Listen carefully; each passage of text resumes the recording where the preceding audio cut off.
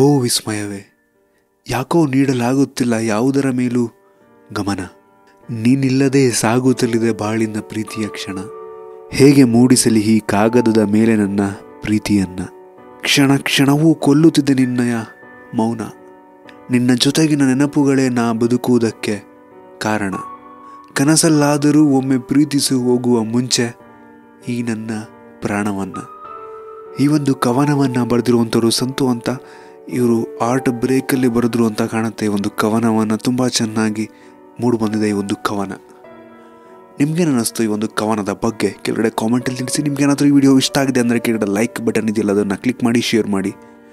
ನಮ್ಮ ಬೇರೆ ಬೇರೆ ವಿಡಿಯೋಗಳಿಗೆ ಒನ್ ಇಂಡಿಯಾ ಕನ್ನಡ ಯೂಟ್ಯೂಬ್ ಚಾನಲ್ಗೆ ಸಬ್ಸ್ಕ್ರೈಬ್ ಮಾಡಿ. ಧನ್ಯವಾದ.